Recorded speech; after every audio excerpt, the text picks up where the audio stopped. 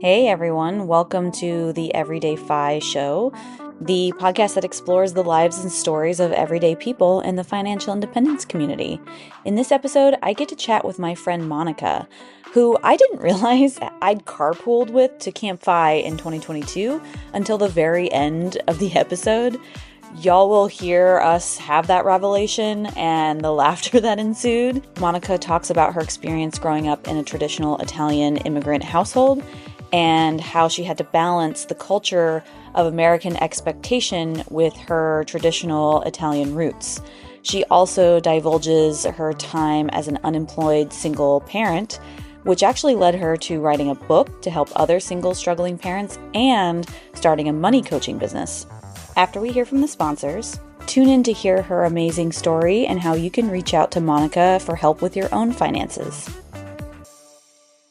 Hey, everybody. Thanks for joining me today on EverydayFI. I am speaking with Monica, who reached out to me to be on the podcast, which I was very thankful for. Hey, Monica, how you doing? Why don't you tell us all a little bit about yourself? Well, thank you very much for having me. This is a real treat. I've heard a lot of wonderful things, so I'm very excited to be here. So again, my name is Monica, and I grew up in South Florida. My parents actually immigrated here from Italy, and so I'm first generation. And currently I live in North Carolina, and I have 2 kids, and I retired from a corporate work in March of 2022.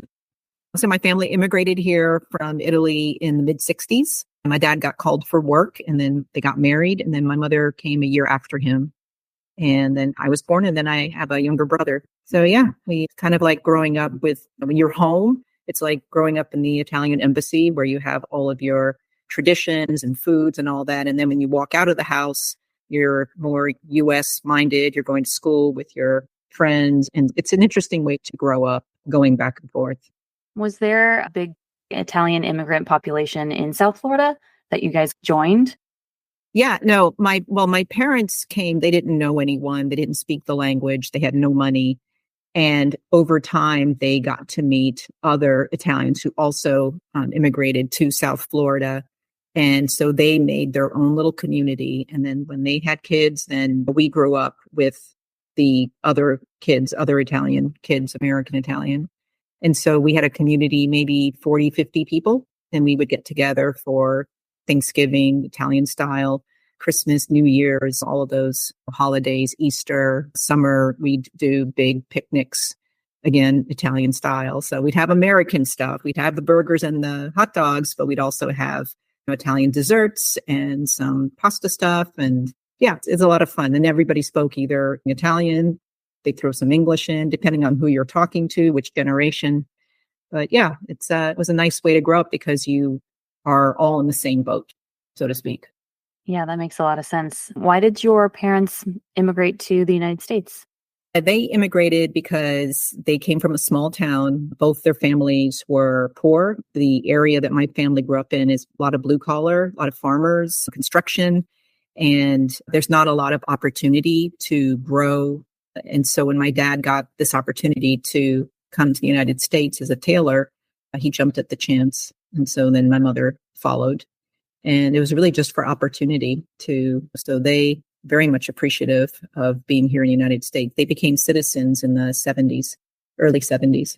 Congratulations to them, even though I know that was 50 years ago. And oh my God, the 70s was 50 years ago. Anyway, I always think of the 70s as 30 years ago.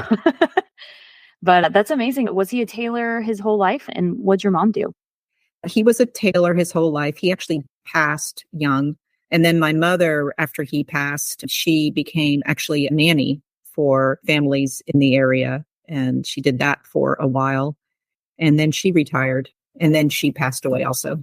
I'm really sorry for your loss. It's amazing that he stuck to being a tailor. I mean, he must have really enjoyed it. And I love that your mom kind of stepped up when you guys needed her to. How many siblings do you have? I just have one brother who's 13 months younger than me. Did you both know Italian? And do you still know it? Yes. So we did speak Italian in the house. I still know it conversational, but we grew up learning dialect. So it's a little bit of unlearning some of the words and learning the proper Italian word. So it's not regional. So when you learn to speak in New Orleans and small And then you go and move to New York, those accents are going to change. Some of the words that you use in New Orleans, you're not going to use in New York. So it's kind of the same idea. But yes, my brother is here in the United States, and then the rest of the family is all in Italy. And then I have some cousins in France. That sounds amazing. I'm guessing you get to go back to Italy a lot. So growing up, yeah, my mom would take us the day after school ended. We would go to Italy, and then I would go and stay at my grandparents' house. My mother would stay at her sister's, and then my brother would go to her brother's house. But I mean, it's all in the same village. And so it's not like we're that far away. And then we'd spend the 10 weeks. And then the day before school started, we would fly back. And then we'd go to school the next day. So the first few days of school was a little exhausting, but I actually haven't been back in a few years. So my cousin and I, we were talking about me coming up for a visit, and I may do that in early next year just to catch up with cousins and whatnot. Yeah, that sounds like a great time. Did your parents ever miss Italy? I mean, I know you went back regularly, but did they ever miss that culture, especially given that the United States is probably quite different than where they might have grown up? My dad, I would say, left it all behind and just moved forward. Whereas my mother, her everything was still there because it's a small town and it's a lot. Because you have to remember in the 60s, there weren't direct flights from Rome to Miami. You had to go to New York. And so my mother told me the story about her very first time. She'd never been on a plane. She'd never been outside of the country. Most of her life is in this small town. You could walk from one end to the other. Everybody knows you. And I mean, it's such different so she flew to New York and she was all by herself. She didn't speak English. She gets to New York and she goes, "So I'm looking for your dad." And I'm looking and he's nowhere. And she goes, it took her hours to find somebody that spoke Italian because she was so nervous because she has no idea. She has no food with her. And so by the time they find somebody who knows how to speak Italian, they explained to her that she had to catch another plane that had left. And so she had to wait in the airport overnight for the next flight and then fly down to Miami. And then she gets to Miami Beach, which when you're come from a small town that's landlocked, that's small, and now you're in Miami Beach, it's moving from the sun to the moon. She didn't know anybody. She hated it here. She hated the food. She didn't like the people. There was some racism for them. They got called names. And it was hard in the beginning. Like my mom, she tells the story how she lived on hamburgers and beer, like the first bit that she lived here, because it was like all she could eat that she felt was good compared to my grandmother's home cooking, which was phenomenal. But eventually they made friends. She started to learn the language, learn all the cuss words first. And then you get to know the clients. And then from there, they started to build the business. And then eventually they took over the tailor shop and it became my dad and mom's, and they grew their clientele. And yeah, so it was high end. They worked in a kind of a nice part of town down in Miami Beach. And so, yeah, it was good life. Did they stay in Miami Beach? Yeah. So both of them stayed. My parents divorced. And so my dad left for a while and then he came back, but my mother never left. She stayed in Miami Beach. She knew it. Her friends had moved north, maybe a half an hour, 45 minutes, but she didn't want to move. So she just stayed in the same house. And she loved it because she could walk to the beach. One of her favorite things to do is get up before sunrise and go to the beach and walk along the beach when the sun was coming up. And then she'd come home, walk all the way back and have herself a little espresso and would start her day. I can't beat it. It's a nice life. Yeah, it's one of those lives that I feel like a lot of us probably are striving to get to, something that's a little bit more simple is not the right word, but you know what I mean? More low key, not go, go, go, go, go. You're doing 500 million things. You're glued to your smartphone. You're on social media all day. Like the kind of life that your mother was living where she wakes up early, walks to the beach and has an espresso. That just sounds like heaven. Given the drive of our culture these days. I really appreciate you sharing these stories with us too, especially the one about the almost terror that your mom felt when she got to New York and realized that she had missed a plane that she needed to be on and was alone. And I think a lot of people don't realize how hard it is to immigrate to a country that you don't know and don't know the language and don't know the customs. and people there don't speak the language. I think as English speakers, we're very lucky because a lot of people speak English. And so even if we were to move somewhere, it's very unlikely that you would find zero people who don't speak English unless you're like going to somewhere really remote. But like she was in the biggest city in the country and struggled to find somebody to speak Italian. I think that's really illuminates the struggle that immigrants have. And I really appreciate you sharing that with us. And a lot of these details are kind of making me think about the kind of childhood you must have had, given the fact that your dad was a tailor, working class, your mom even was working class, being a nanny. How would you say that affected your upbringing and when they got divorced? Did that happen when you were young, or did that happen later in life? So that happened later in life. I had finished college, and then that's when they decided to divorce. And it's definitely a different way of life. My parents, well, my mother felt it was really important to keep the culture. And so she worked really hard with her friends because they wanted the same thing for their kids, to keep the culture alive, the traditions alive, the language alive, and so that we could pass that on to our kids. But yeah, it was a nice way to live. You certainly take it for granted, the going back and forth to Italy and here and spending the summers. When you're younger, all you want to do is go ride bikes with your friends, and you're out of school and you're like, I'm going to go ride bikes with my friends. And my mom's like, you got to pack, we're leaving in the morning. And I'm like, if I have friends there too, that I'd spend my summers with. And some of them would speak English. Some of them didn't speak any English. But I mean, you practice your Italian and you're submerged. They're a sarcastic group of people, my mom's family, and they can be really a lot of fun growing up.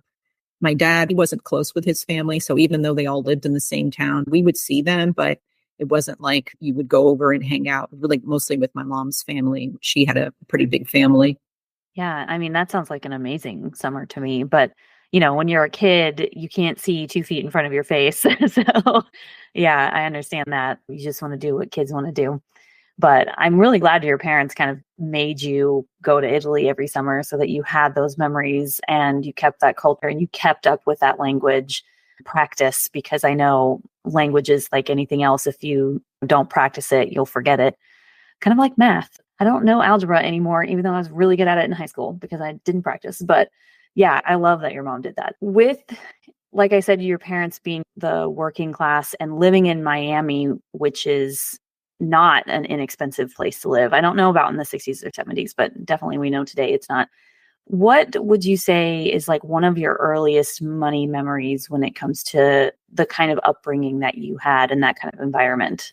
So in that environment, I remember when I was maybe fifth, sixth grade, and my dad would have me come and sit with him at the table, and he'd have the pile of bills and mail. And then he would go and open them and make the pile of the bills that you have to pay, and then the ones you have to answer. Because English was not their first language, they didn't know how to read or write. And so my dad would have me respond to the letters. So I would read it to him, and then he would tell me what to say, and then I would write it out for him. And then he would say, okay, I need a check for the light bill for $30. And then I'd write the check out for $30 and spell it all out. And then we put it all in envelopes. And I would do that with him every so often when it got to be a little much. But my parents were old school in the sense that they didn't spend what they didn't have. They didn't believe in credit cards. They didn't do investments either, though, because that was not something common for them. My mother, it's funny, I was just telling a friend of mine the story about how when I talked about the stock market to my mom, and she tells me the story about that this customer came into the shop and he gives them the stock tip. Oh, this is the hot stock tip that you're going to make a lot of money. And so my parents, they were like, okay. So they take some cash, right? And they go and they invest in this stock. And then she goes, and money, she goes, it went so low, I no even see no more. She goes, and so that was the end of the stock market. And so they just saved their money and they put it in the bank and their savings account and checking. And that was pretty much it for them. But they did fine. It was a different time then, but they did fine, and they raised us and we got through college. I was the first to go to college in my family on both sides. And it's just really different for Italians. But when you're younger, you don't move out of your parents' house.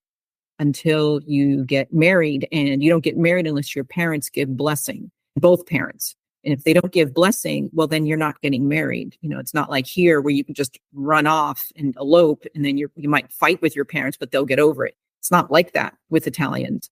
They said no, and it's no. And so it's just really different. And my parents were divorced. My mom was a single mom now, and I finished college and I had my first job. And so I had an opportunity because I was on a project, and the company, the vendor that was doing this project was in California, in Berkeley, California. And so maybe 6 months, 8 months into the project, they announced that they were going to cut the project in half, and that half would go back to Berkeley. Well, the half that they were cutting, one of the jobs was mine.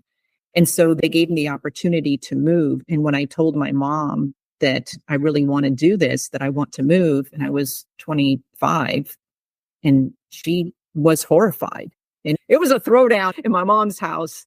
And I felt horrible that I was abandoning her. I mean, all the guilt coming out. But eventually she came around. It just took a little bit of time. But, she also understands that we're here in the United States, and that while you want to continue with that culture, but you also want to support your kids to follow their path. And that was a really hard thing for her to do, but she did, and we were fine. But not initially. It was a conversation for a while, but that's part of the culture and trying to balance, right, between the two. Yeah, absolutely. So did you end up moving to California then? Did your mom kind of give her blessing, albeit grudgingly? Yeah. No, she did. She gave her blessing. I promised that I actually drove out to California, and I promised her that I would call at the end of the drive, no matter what time it was, so that she knew where I was in this drive. And when I would call her, she'd immediately start crying. And I'm like, Mom, if you're going to keep crying, I'm not going to call anymore. And then she'd get quiet. Okay. Are you safe? Is everything okay? Where are you? And then it was fine. It's just, I think it's hard to let go of your babies, no matter how old they are. When I was 25, and it wasn't easy to move away, but it just felt like it was just something I needed to do. And eventually I think she understood that and supported it. Yeah, that makes a lot of sense. And it's similar to some other stories I've heard. I mean, a couple episodes ago, I interviewed Lon, and she said something similar with her parents. With when you said you helped your parents pay the bills, she did the same thing because her parents also immigrated and didn't know English. And she had to do that. I think she was like 8 years old. And that was one of her first money memories. And it's interesting that it's one of those things that it just had to be done, but it also is introducing a child to something that's probably very early for them to be introduced to, is the concept of bills. So that's the one joke that a lot of Americans make, that what's the thing you miss most from childhood? It's like not paying bills, and immigrant children are like, whatever. We were paying bills when we were 8. So yeah, it's interesting how those kind of line up, because her family immigrated from Asia, so different area of the world, but still same challenges. And I mean, I feel for your mom, because some people might be listening to this and be like, you're 25, let her go. But it's not that simple when your whole life and your entire generation and all the generations before you, this is how it was done. Like, people lived at home until they got married, right? And that was just the way it is. I mean, I know people who are Greek who do that. I know people who are Irish Catholic who do that. And I feel like the fact that your mom let you go is actually pretty incredible and pretty open-minded of her. Well, and it was really because, I mean, she grew up in a small town. Girls are meant to be married off and with money. I mean, it's old school thinking, but that's the way she grew up.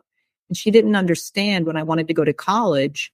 She didn't understand why. It was just really foreign to her. Why would you go to college? You need to know how to cook, clean, and take care of the house. I can teach you that. You don't need to go to college to learn that. And that's fine for people that want that. But I wanted more. I wanted different from that. And it was almost like she felt like I was kind of spitting on tradition. And she really struggled with being proud and being angry at the same time. Proud that I went to college, I joined corporate America, I did all these things, and she did a lot of things. given where she started, which was further behind, and her parents did not support her doing anything. She didn't even finish elementary school. They just pulled her out because she had to start working to support the family because she was right after World War II. She was born. It was a struggle with 4 kids in the house, and it's small town. And so there was a lot of learning for her. It was a big eye opener to move to this country because it is a very different way of parenting, not right or wrong, just a very different way. And for Italians, I'm sure not too far from Asian culture, you're driven to, my dad would say, I expect you to go further because you're college educated, you should go further. Just was an expectation. And now that I have my own kids and I tell them the same thing, I started from this point, Nona started from that point, but you guys, you're even further ahead. You should go further. That's just the expectation of what to strive for in life, whatever that means for them. Yeah, I've heard that before. I think Ramit Sethi says that on his podcast a lot, where he's like, my parents expected me to be a doctor. And even though I'm very successful, they're still kind of disappointed in me. And American parents are like, gold star for even trying. So yeah, it's very different cultures.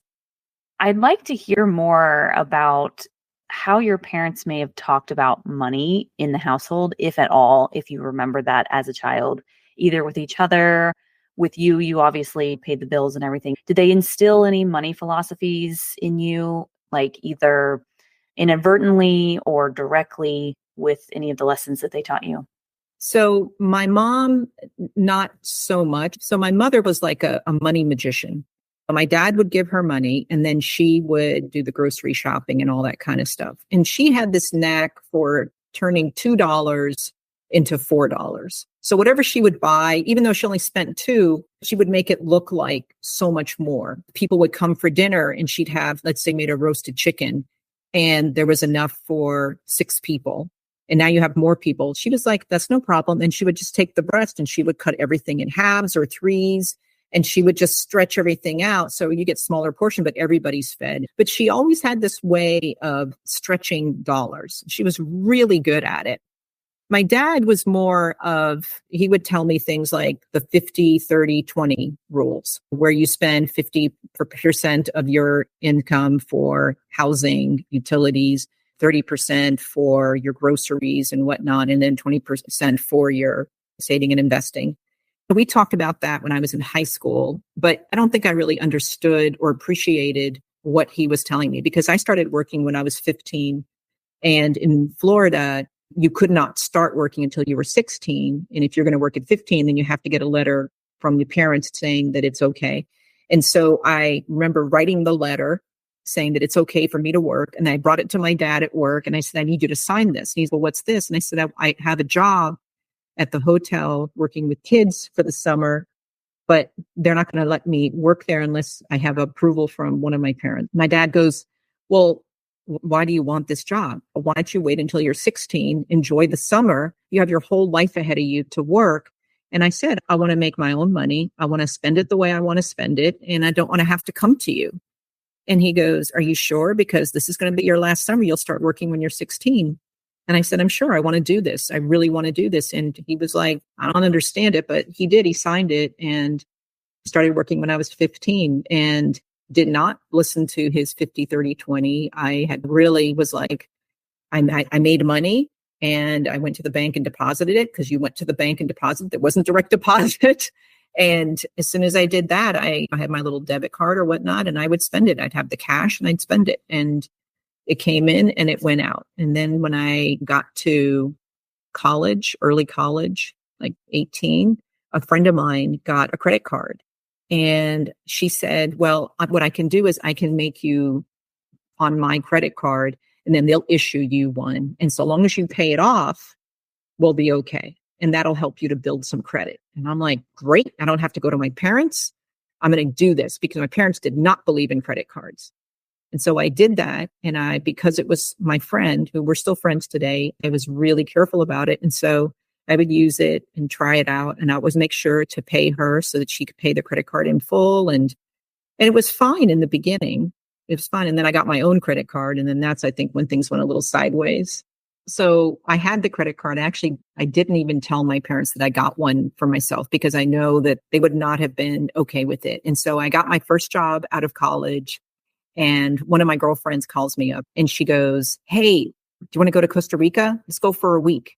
And I go, "A week?" I go, "Well, I don't know. When do you want to go?" And so she's telling me, and she's like, "I'm going to bring a friend and we can get a girls group and the four of us can go. We can split the hotel 4 ways." And I'm like, "Sure, I'm in." And all that stuff that my dad told me, none of that was registering in my mind because I was living at home. So I had no expenses. My car was paid for, didn't have to worry about that. I had clothes on my back. My mom cooked. She was a fantastic cook. So I'd eat at home. And so we do this trip and buy my airline ticket on the credit card. We pay each of us our quarter of the hotel, food, and then we do excursions. And then because my Spanish was good, but not great, they all spoke Spanish fluently because they're all from Spanish speaking countries. And so they make this deal to do excursions without even telling me. They were just like, "Give me your credit card." And so I'm paying for stuff for myself. And it was fun. It was memorable. And I still think about that trip for a week that we were there. But then you get home and now I have this credit card bill and I don't have the money to pay the bill. And so now I'm working and I'm thinking, okay, when's my next paycheck? How am I going to pay this? And then the credit card company's calling me and they're like, "Hey, where's our money? You need to pay us." And they got a little fussy about it. And it took me like 3-4 months to pay off that credit card bill. But I remember because it was a big room where me and my two coworkers, we were in there working. And I remember paying my last bill where the credit card went down to zero. And I was so excited that I turned to my coworkers. I'm like, "Guess what?" I go, "I'm worth nothing. Like, I am worth zero." And they were like, "What do you mean?" And I told them I paid this trip off. And they were like, "You have no money. Good for you." Meanwhile, these guys, like one's married with kids and the other one lives in an apartment alone. And they're like, "You have no idea what's coming," kind of thing. But, I was living life, going out with my friends. I'm buying what I want, not a just completely lovely world of just living life. But yeah, so I always laugh at myself now when I think back and how naive I was. Is that what you chalk it up to, naivete? Or do you think it's a little bit more like the fact that when you were growing up, your mom had to stretch a dollar, your dad was very like, these are the rules about money. Do you think any of that influenced some of the decisions you were making as a young adult with your money? I would say not as a young adult because I completely went off the rails and was just spending. And my parents, they didn't correct me, but they felt like you're going to make these mistakes now and you still have a roof over your head, clothes on your back, and food on the table. And so make those mistakes now because sometimes you need to, I'm a hands-on learner. So telling me is one thing, but for me to actually experience it, feel it, do it, that's going to stick longer. It's kind of like the old school of, oh, let the kid put the penny in the socket and they're going to get a little zap and then they'll never do it again. But if you tell them don't do it, well, they might go over and be curious and do it anyway, kind of thing. Like that's the old back in the day kind of way of thinking. Yeah, we're not saying to do that because your child could get really hurt. Just want to put that disclaimer out there. Don't let your children touch sockets because it's actually quite higher voltage than you might think. Yeah. Okay. Continue, Monica. Oh, but my parents, pretty much, my mom especially, she just kind of let you. There was a lot more freedoms to do stuff like that and learn the lessons the hard way.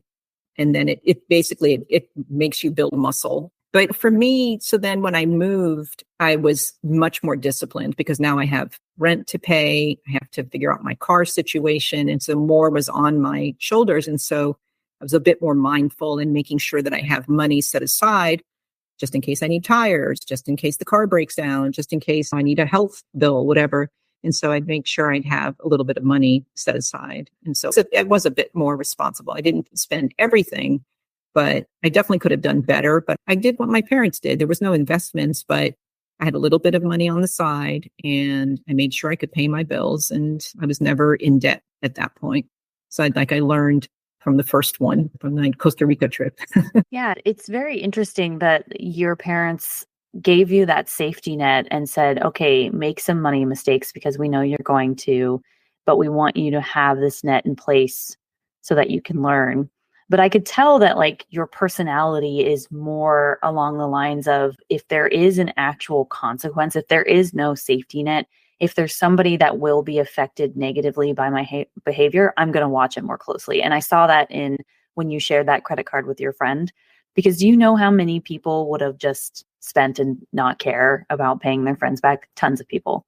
But you weren't like that. It's really great that you got to have that kind of freedom with your money at first. And by freedom, I mean spending as much as you want without thinking about how to pay it back. That's actually like the ultimate goal of reaching financial independence, right? Is to spend money without having to think about it, because you're so well off. You're so set that you don't have to think about it. And it's great that your parents gave you that gift of experiencing that early, despite the fact that I mean, I don't want to put words in your mouth, but it seems like you see this as it was like a money mistake because you didn't pay the credit card off and the credit card people were like calling you. But it's, to me, I feel like you got a little taste of financial freedom early. That's what I think. What do you think about that? Well, I like the way you put it, because I certainly had a lot of financial freedom in the beginning and doing all kinds of stuff that my mom certainly didn't have that opportunity, because she had kids like 21, 22, 23. I mean, she was already with 2 kids by the time she was 23. I didn't have that at 25. Yeah, definitely. I got to do some traveling and much more independent than my mother ever got to experience in her young life. And plus the rules were different too.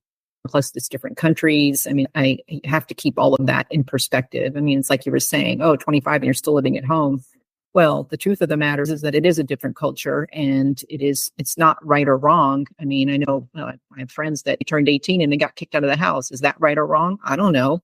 But, each family has to figure out what makes the most sense for that kid. It's not cookie cutter. Everybody's got their own personalities, their own things that they learn. And so it's just a matter of figuring out the way to teach them those lessons early on so that they can leverage that moving forward. And like, it wasn't perfect, but I don't think it's so bad. I always joke because I have a younger brother and I have 2 kids, and my son is the older, and I have a younger daughter. And I joke with my son. I'm like, Nico, I said, kids are like pancakes. Well, the first pancake, it may be a little bit messed up. I said, but it's still edible. I said, that's how kids are. The first kid, it's a little messed up. I said, but it's still edible. And he's like nodding. And then he goes, wait a minute. And I go, it's okay. I'm the first pancake too. I'm also the first pancake. So I'm the older of 2, sort of. My family's very complicated, but yes, mainly I'm the older of 2. So that's so funny. Well, I mean, it worked out for you, because I'm guessing that this whole journey that you're telling us right now, even though we've kind of stopped at your age of 25, has probably led you to financial independence and the financial independence movement. So I'd like to talk about that. Like, what drew you to this type of financial education? Because financial independence is very different than just the traditional personal finance learnings that you can do. So how did you find this community? What drew you to it? Tell us that story. Yeah. So I ended up going to California. I ended up getting married, bought a house, had 2 kids, the American dream, right? And then California's expensive. And then we ended up here in North Carolina. And then we got a divorce. And in that time that we were married and kids and all that, it turned out that my mother-in-law lived in the south of France. And so we would do this back and forth to go visit family. And he was more of a spender than I was. So I would spend, but have a little bit left to put aside. But he would spend just above what was coming in. And so we definitely didn't match. And that was hard. There was some hiding of money, some locking us out of our checking account, some checks bouncing because he would take money out and not tell me. And that was hard. But we ended up divorcing after we moved here. And in the divorce, we decided it was amicable, but I ended up with the house, the kids. And on the money side, I ended up with $257,000 of debt, which is a lot. Half of that was the mortgage, but that was 2008, right? And I became a single mom and I don't have family here. And now my kids are preschool and kindergarten. And I ended up losing my job because it was contract and there were no jobs. And then when you're a single parent, it becomes very difficult to find employment because you can't drive more than a half an hour away. You can't do outside of the 9 to 5. So you can't find anything that requires overtime, no swing shift hours, no weekend time, no traveling. And so that becomes very limited to what you can do. And so I was passed over for jobs that I would apply for, the little that there were. And so I ended up finding other contract work, and people take advantage too, which was also a problem because they're like, oh, you really need the money. And so they would lowball you on the hourly rate, which was, it's a whole other story there. But so it was tough. It was tough. Those first 5 years after the divorce was 2 years of unemployment, not consecutive, but it was 3 times on unemployment, but it totaled 2 years.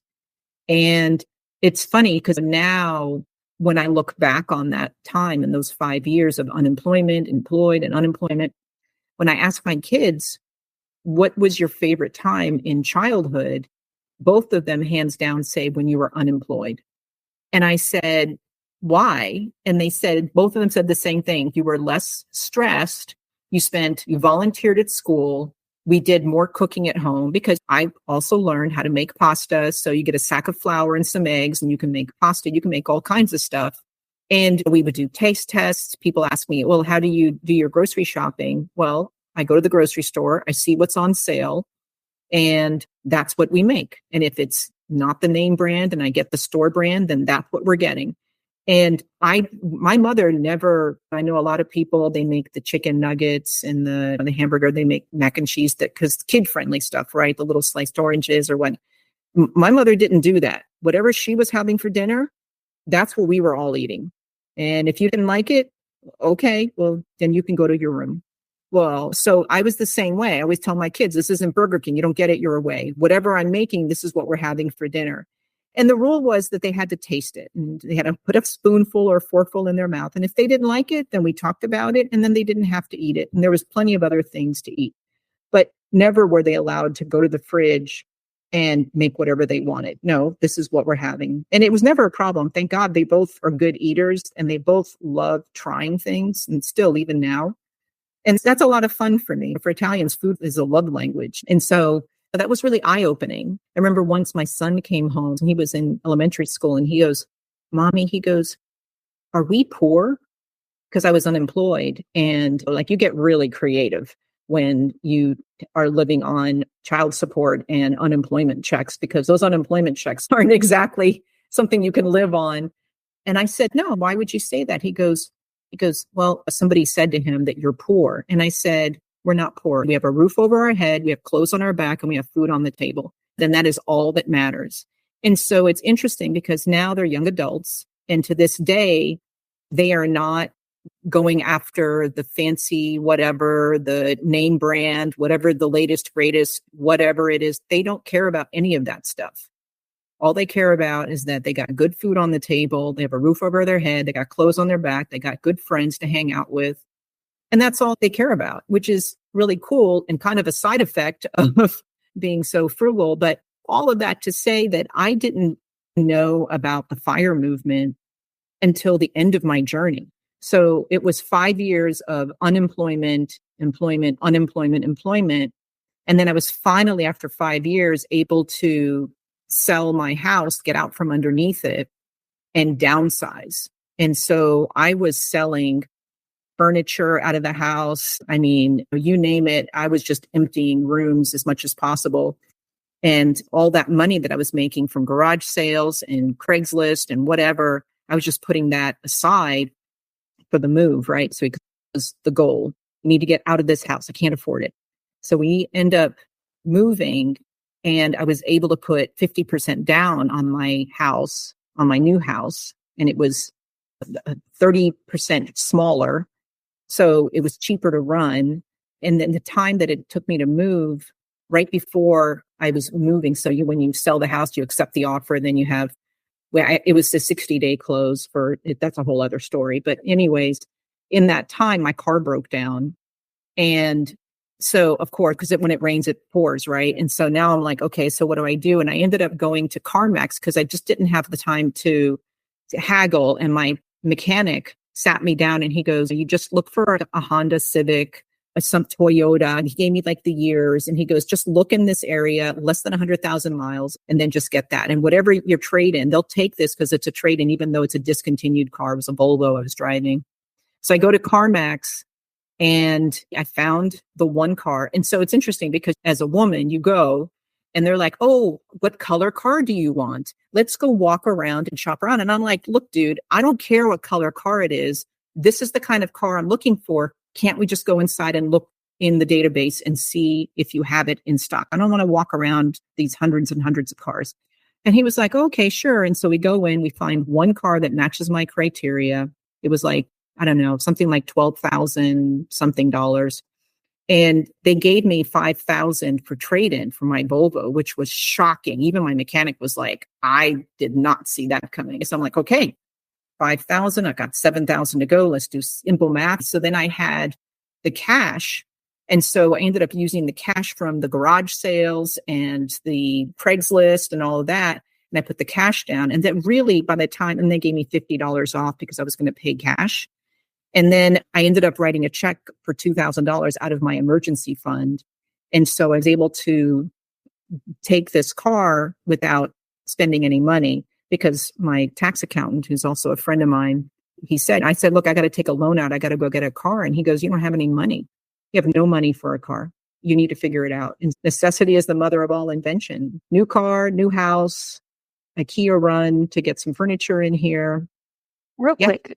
What year was all of this? What year did you buy the house? What year did you trade in your car and get the new used car that you got for $7,000? That was 2012. Yeah, I'm just wondering, giving like context to people who are now sitting in 2024 and they're like, you got a car for how much? If you're desperate, or I forget the word that you use, but if you need the money, you can find it. People are smart. If you really need it and you're desperate for the money and you have to have a car, I mean, resourcefulness is the way to go. Before you continue, I do have a question. You said during your unemployment years that, I loved that you said that your kids said it was their favorite time because the perception of your kids was probably very different than your perception. And I find it interesting that they said that you were less stressed without a job because you would think it would be the other way around, right? And I was reflecting a little bit on my own childhood because I grew up with a single mom as well. And we didn't get any child support because my mom got most of the assets in the divorce. So there was no child support. And we hardly ever stayed with my dad. Like he just didn't pay expenses. And so it was all on her. And she felt so determined to always have a job. And she got fired and laid off several times, but she was determined to have a job. But I reflect back on that, and that determination to make sure that she was always employed because she had two kids actually kind of backfired a little bit on our childhood because she was never there. Because she's probably similar to your age, where she was working in like the 80s and 90s where women were treated like crap in corporate America. And they had to compete with men who had stay-at-home wives. So she was gone until 6, 7 at night, and we kind of had to take care of ourselves. And we never saw her. She was never part of the PTA, never involved in the school. We didn't cook together. She made hamburger helper for herself as well. So it's just, I find that very interesting that your kid said that, because I was like, if I was a kid and my mom was unemployed for years, I think I probably would have said the same thing, that it's the best time we had. Yeah, I just wanted to reflect on that.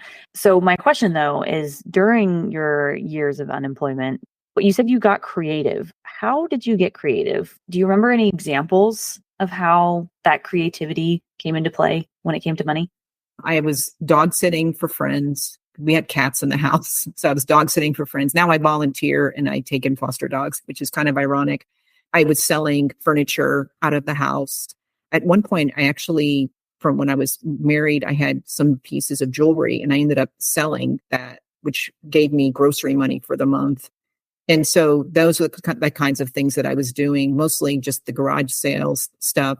But when I was unemployed, aside from looking for work, which was really hard in those years because there wasn't a lot of employment, I spent a lot of time reading about how to manage money, how to track cash flow. What does that mean? What are other ways to make money? And I started reading about real estate and investing in rental properties and just educating myself, listening to podcasts, reading books and articles, and just really whatever I could get my hands on. I looked at starting businesses since I had the time to see, but I mean, a lot of them that I thought of required capital up front, which was difficult because I had no money. And so the kids were my primary responsibility. They were with me most of the time. They saw their dad twice a month on the weekends, but that was what I wanted them to be with me. And we all have our strengths, right? And so, I mean, I don't regret it. I would do it the same way because they're awesome. So they're actually fun to be around. Even, like now as adults, they're still fun to be around. It's just interesting people to me. But yeah, so those were the kinds of things that I was doing, but just kind of helped to make ends meet. We didn't go out to eat a whole lot at all. But if we did, then we'd do things like we'd go to Moe's and if you get the main meal, then you can get a free kid meal kind of thing. And so sometimes I could get the kid meal and I would eat it. I could because they were still young enough where I could split the adult meal. And so everybody got to eat and I just paid for one kind of thing. And so just like stuff like that I would do. Just things like that. Make it stretch. I do bulk cooking, buy stuff whatever's on clearance or sale. And then I would do the bulk cooking. And then I put some of it in the freezer and then we'd eat the rest of it. Yeah. Yeah, that's very similar to what my dad and stepmother do because they currently live on a fixed income. And they always have restaurant coupons that they'll do. And that's the only way that they'll eat out is if they have restaurant coupons. Now, they live in a small town in Texas, so it's a little less expensive to go out to eat. But still, they're like, we're only going to do this if we get a free appetizer or a free margarita or whatever. And they also do the whole bulk freezing thing. However, my dad is a little bit of a hoarder. So I think he has food in there from when I was back in high school, which was 20 years ago. And I'm like, I'm not sure that's edible anymore, despite how great they have like an industrial freezer, but like, I don't think that's probably good anymore. So yeah, I love that. And I'm glad that you shared that because that could probably give some people some tools if they're in a situation right now where they really need to get creative financially.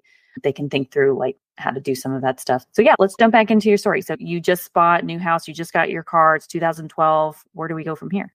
Well, so at this point, I'd done so much reading that I thought, when I have money, when I'm able to, it is actually important to note that even with the contract jobs, I would always do 401k. And even though it was a small percentage, but it was that building that muscle to always invest and put money in the market. And then when the job ended, I would just roll it into an IRA.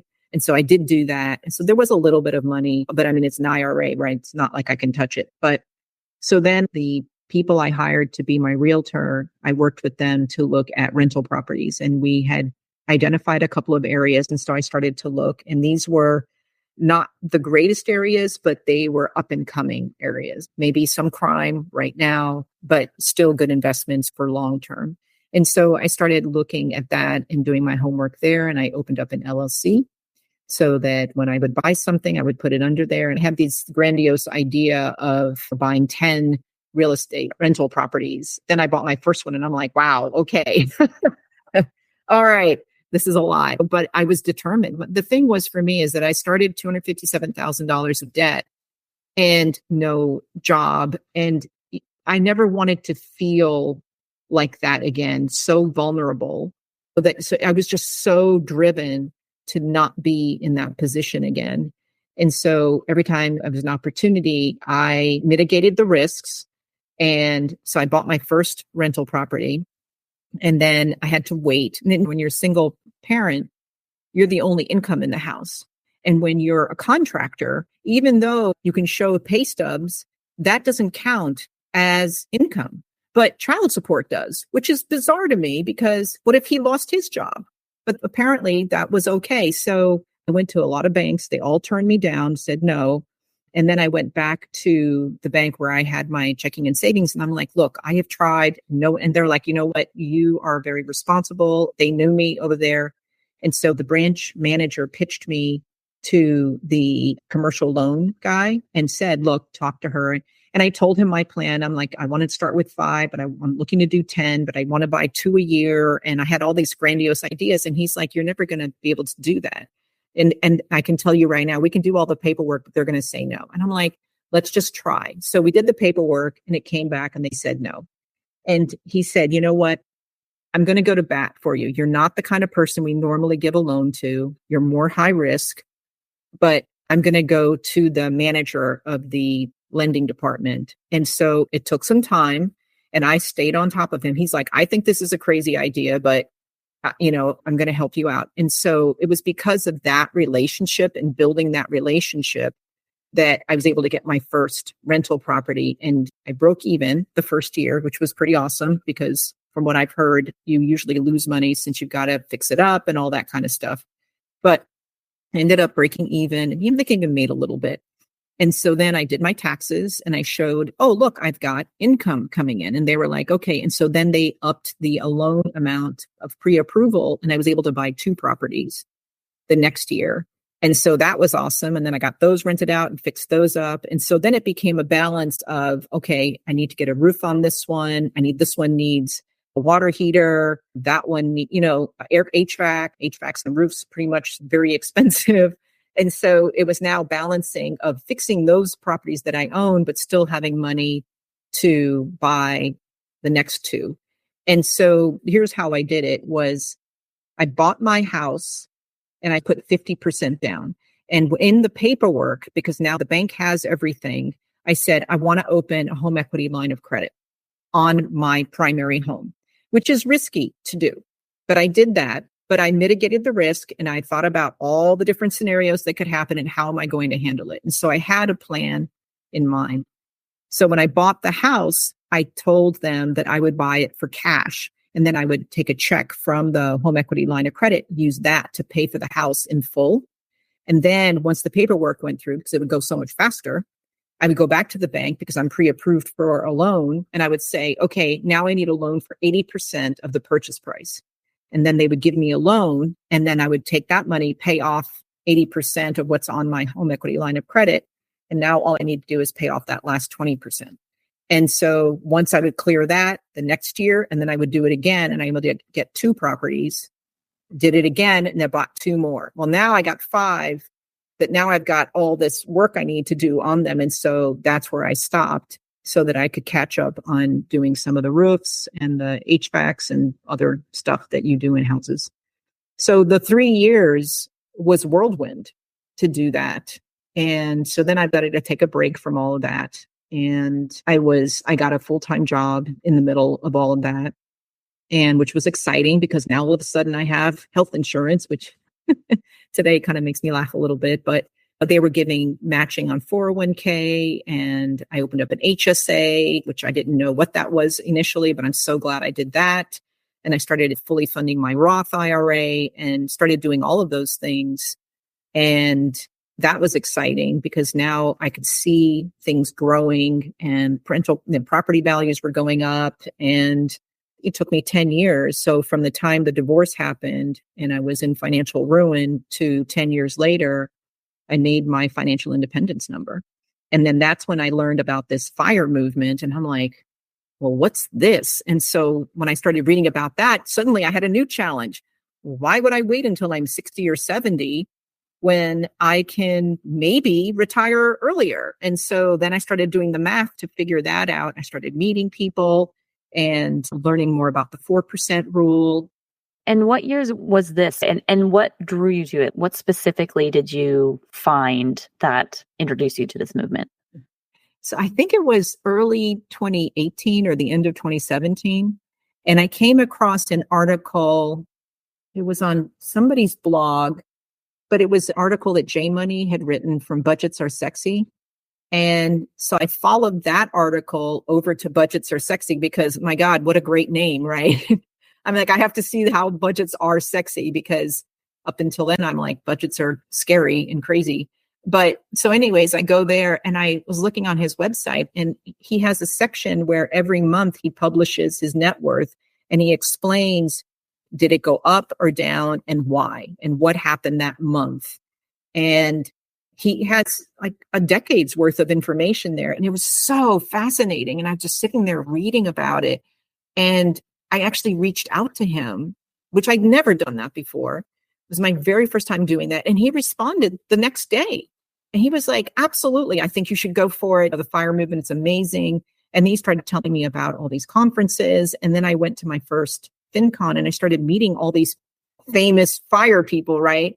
Yeah, in FinCon. And it was as if I had found my tribe, my people, and I just fell in love with all of it. But it's interesting because there's this thing called the 1 more year syndrome, right?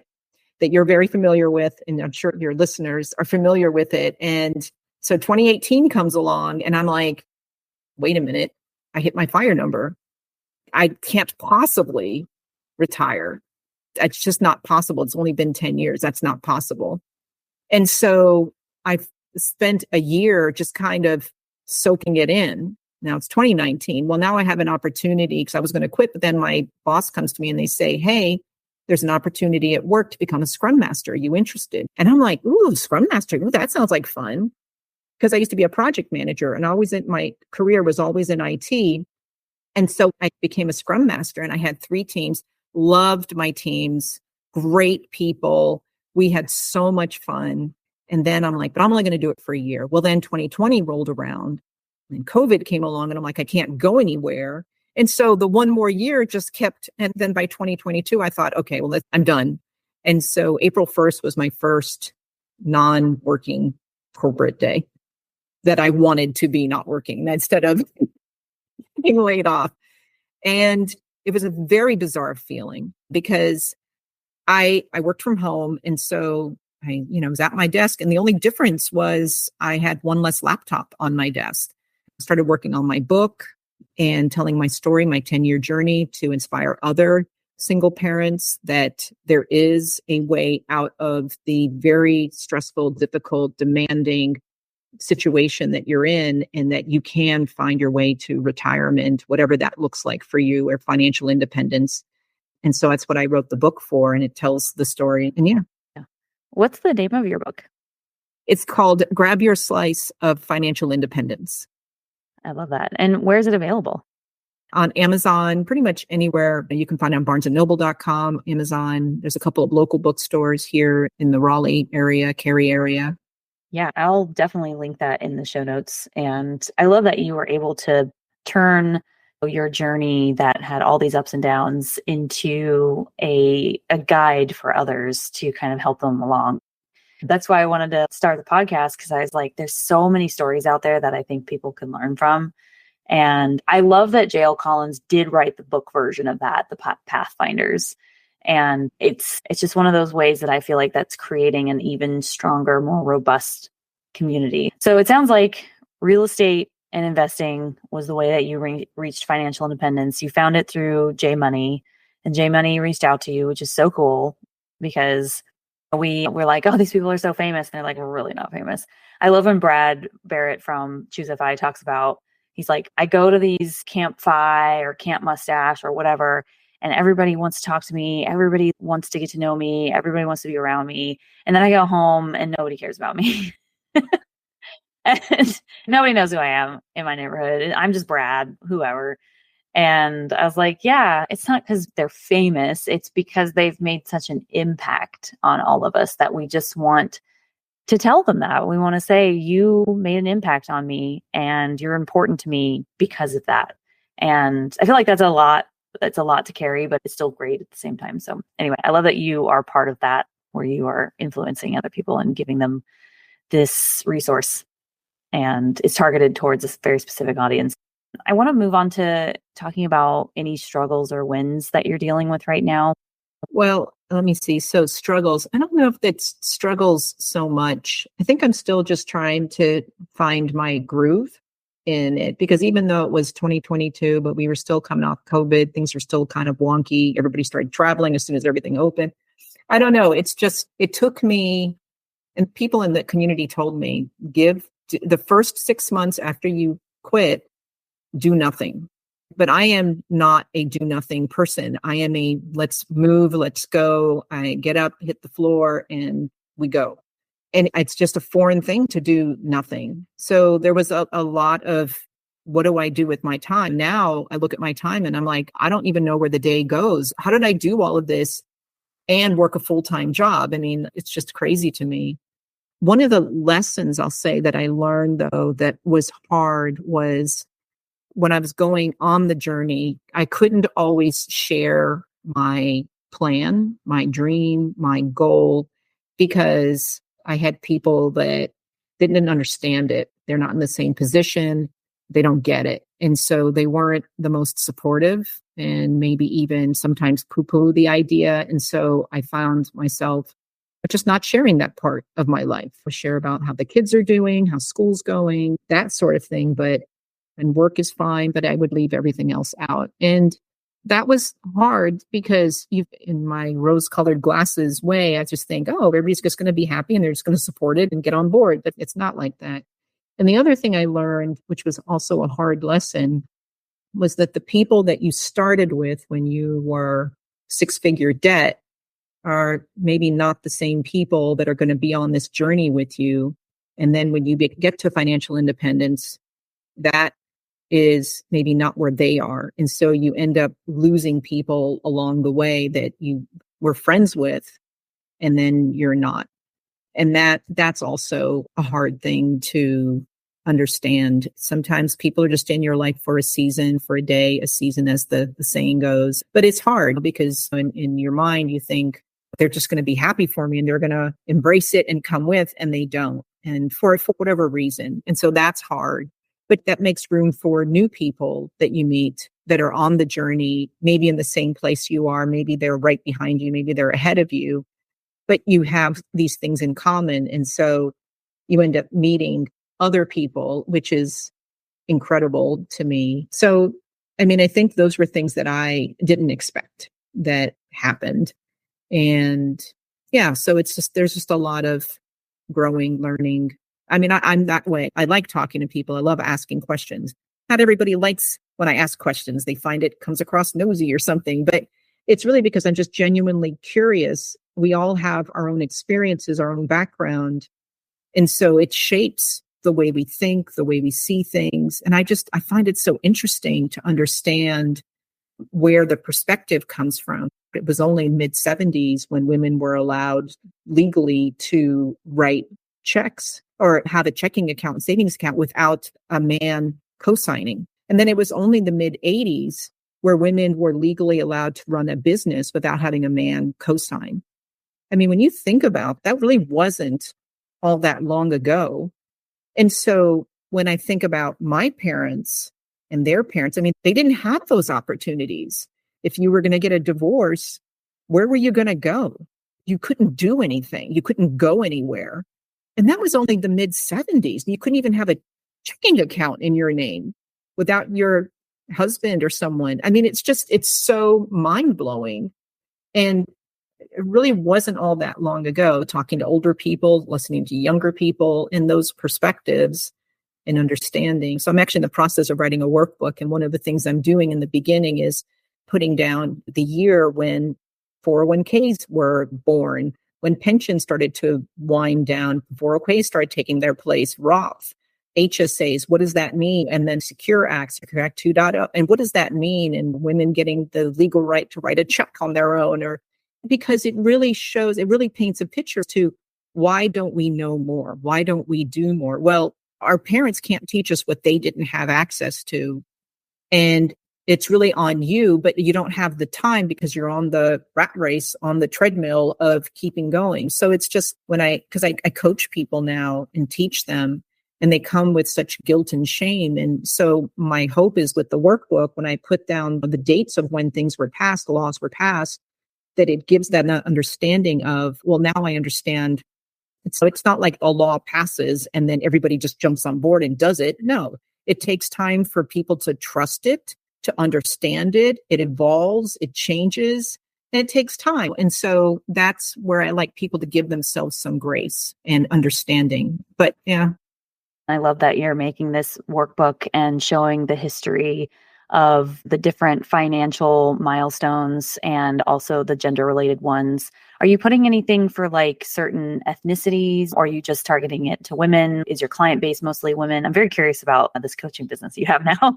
Yeah. So the coaching business is something that kind of came out of the book, where people then would start asking me questions. And so I started doing the coaching, and it's like I spend a lot of time on upfront. I give them like 4 to 6 weeks, and we meet once a week, once a month, every 2 weeks, whatever they need. But in the beginning, my goal is to give them the tools to understand why cash flow is important, how to look at it, the story that it tells you, what net worth is, what does that mean in the grand scheme of things, your credit score, your credit history, getting rid of debt, all of those things. We have those types of conversations. In the beginning, it's scary because people come to me and they're like, I have no idea how much debt I have. I don't know what my net worth is. I don't even know what I spend every month. I mean, sometimes they think they know, but then they look at the math and they're like, oh my God, this is twice as much as what I thought I was spending on groceries or dining out. And it's a real eye opener. But, they come to me and they're like, oh my God, you're going to tear into me. You're going to be so ashamed of me. And I'm like, I started with $257,000 of debt.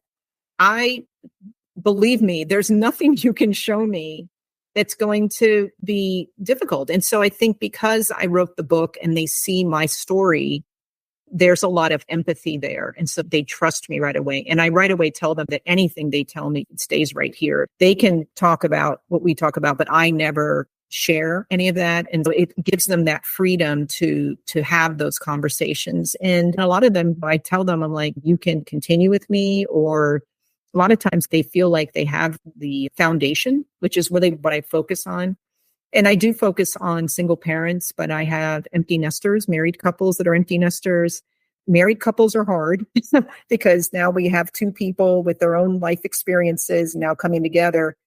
But it's fun. I don't think there's anything more rewarding than changing people's lives and empowering them to say, I can make a difference. I can change my trajectory. I can change mine and my kids' trajectory. I can make this work. And they see that light at the end of the tunnel and the relief that they feel. I mean, I don't know that there's anything better than that. I never proclaim that I know everything. I do a lot of homework in between meetings just to make sure that they're getting the absolute maximum of my time and what they're paying.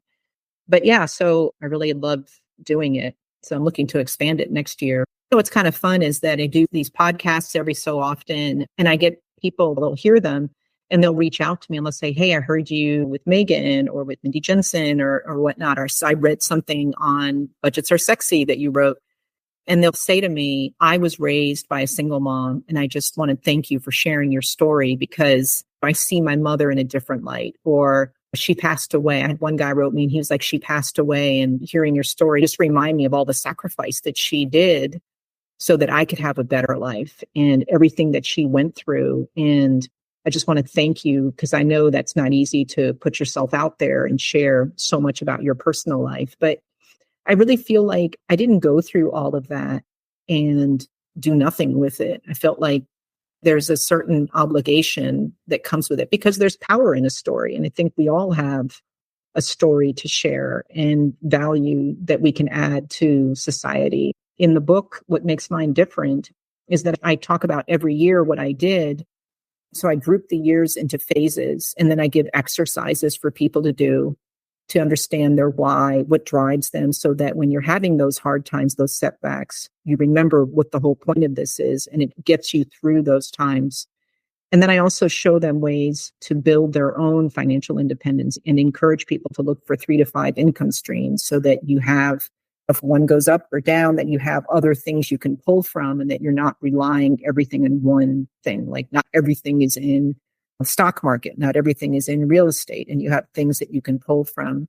The average millionaire I talk about has over 7 income streams. And it's really interesting to see how that is. I'm only saying do 3 to 5, but it just gives people such a different perspective when they look at their finances and the story that it tells, and then think about what's important to them. And you see the gap.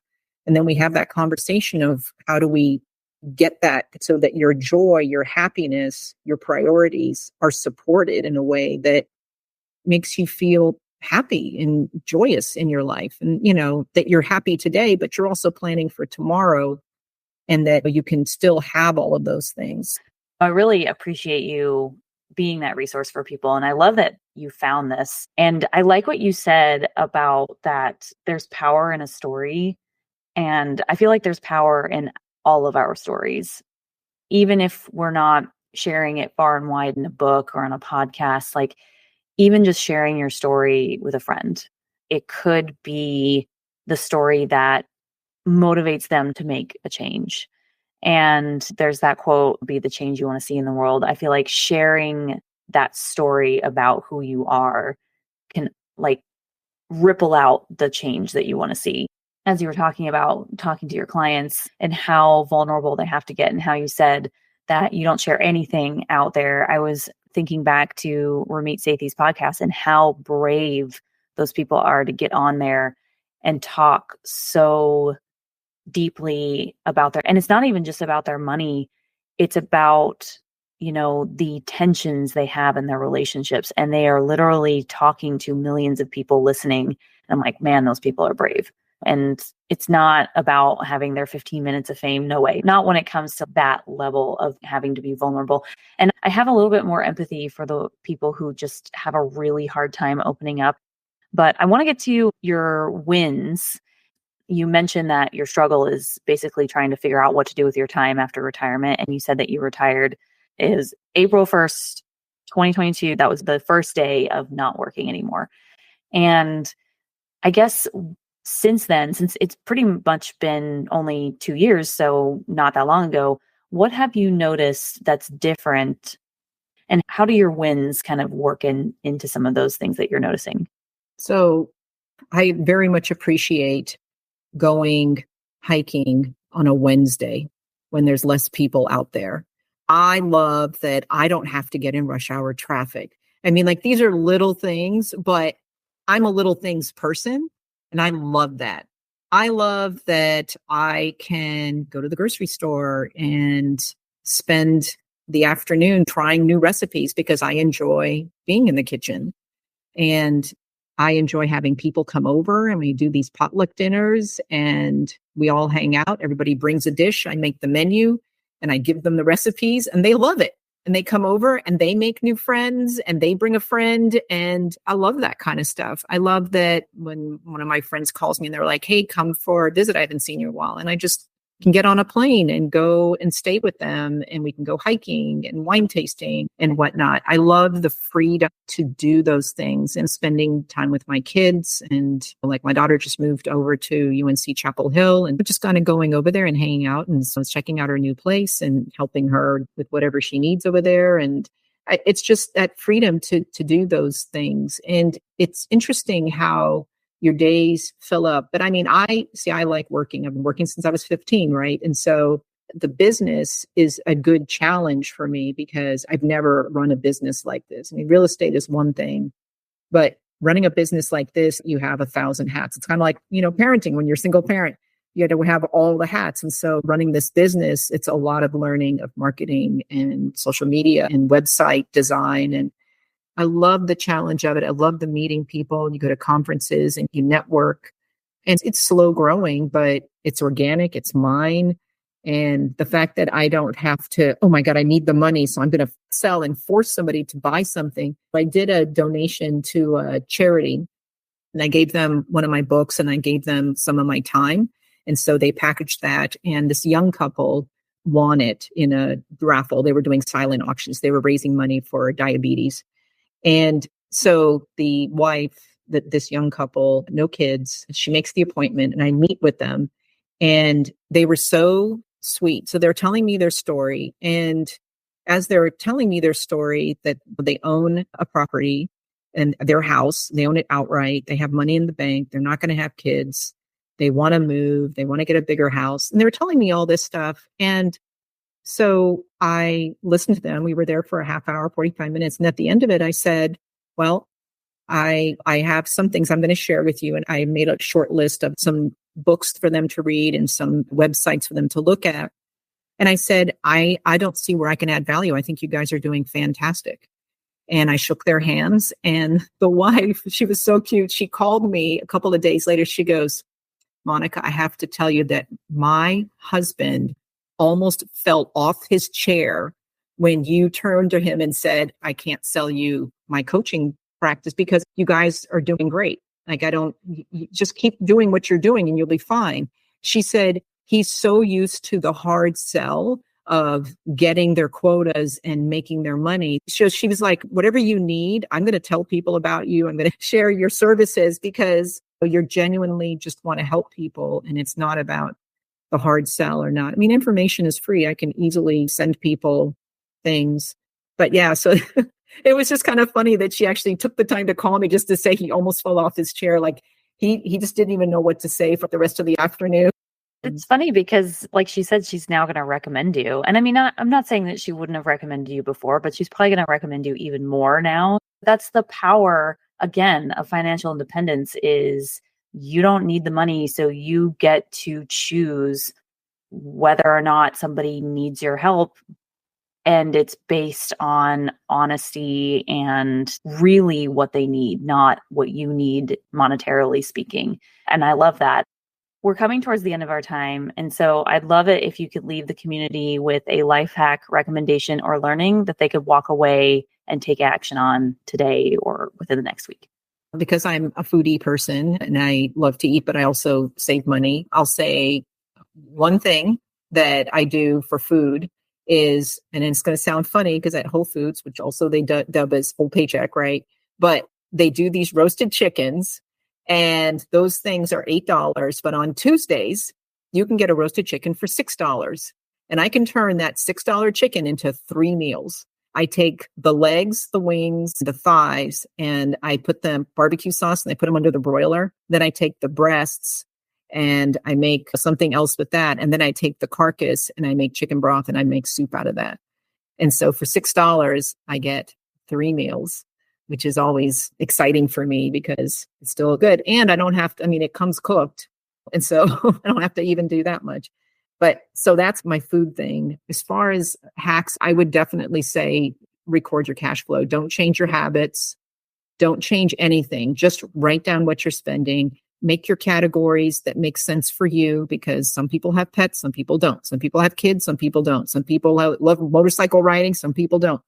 Make the categories make sense that support your life, the things that you do. Take a look at what you're spending. Don't make any changes just for the next 4 weeks. Just record what you're doing and take a look. Don't be afraid. Never make decisions based on fear. Be brave. You're stronger than you realize. That was something that I learned, that I'm stronger than I realize. And it's amazing what you can do. And the last thing I'll say is set goals. Make them big goals. Like whatever you're thinking, make it times 2. And I'll tell you why. When I first started doing goals, I would write goals and I would use the SMART system, right? And make them very specific, measure, all that kind of stuff. And I did that. And these were my goals for the year. And I finished them in 3 months. And I thought, okay. So I made another list of goals. And then I finished those in 3 months. And what I learned from that was I was thinking too small. And that you actually you really are the master of your fate. And you can do so much more. And so I would say think big or go home. And it's just amazing what you can accomplish. So those are my hacks. And for anybody who doesn't know what a SMART goal is, all of us who are in tech know what they are. But they are specific, measurable, achievable, relevant, and time-bound goals. And yes, it's something that as a Scrum Master also, I was dubbed the Scrum Master of my team. So I'm right there with you with the same job. But yeah, that's what those are. And also when you were talking about the chicken, so I don't know if anybody knows the show Alone, but it's a reality TV show, but it's like a survival reality TV show where 10 people are put into like the wilderness with like very few supplies. And they're all wilderness survival experts, and they have to figure out how to live out in the wild on very little, so that to hunt and gather all their food. They are given no food. They're barely given any tools, sometimes only knives, sometimes bow and arrows. And the last season we watched, there was a lot of grouse that they hunted, which is birds that are like chicken sized. And they did what you just said. They like made 3 meals out of one bird because they had to make it stretch, but they were in like survival mode. So I just found that really funny that we're no longer in survival mode, but we're still like making our food stretch because we're just in the FI community and that's just who we are as people. So anyway, it's a great show, but I loved all those life hacks. It's really good. I think people can take action on all of those. So thank you very much. How can people reach you if they'd like to maybe look up your book, talk to you a little bit about if they're in the area, if they want to do one of your workshops, or if they want to hire you as a coach? Yeah, I actually have a website, grabyourslice.com. My email is grabyourslice@gmail.com. You can go to the website and reach out to me through there. There's the coaching on there. If you want to bring me in for a workshop, that's on there.